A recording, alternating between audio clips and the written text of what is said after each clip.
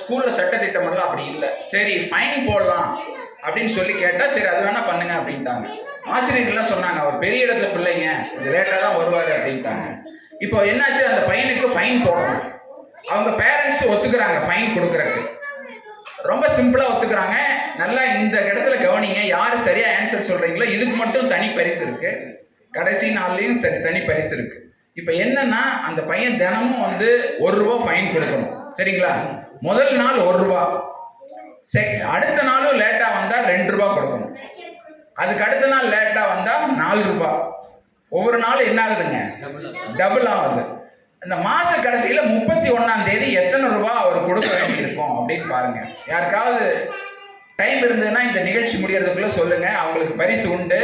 என்னாச்சுன்னா இந்த எவ்வளவு ரூபாய் கொடுக்கணும்னு அவங்க அப்பா அவங்க வீட்டுல கால்குலேட் பண்ணிட்டு அவர் அடுத்த நாள்ல இருந்து அவனை சரியான நேரத்துக்கு கொண்டு வந்து விட்டுறாரு.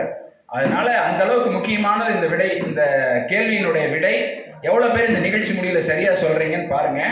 ஒவ்வொரு நாளும் டபுள் அமௌண்ட் 1, 2, 4, 8, 16, 32 அப்படின்னு போயிட்டு இருக்கும். 31st டே 31வது நாள் அவர் எத்தனை ரூபாய் கொடுக்க வேண்டி இருக்குன்னு யாராவது சொன்னீங்கன்னா தனி பரிசு இருக்கு. இன்றைய கதை இப்படிதான், தாமதமாக போனா நமக்கு ஒரு தண்டனை இருக்கு.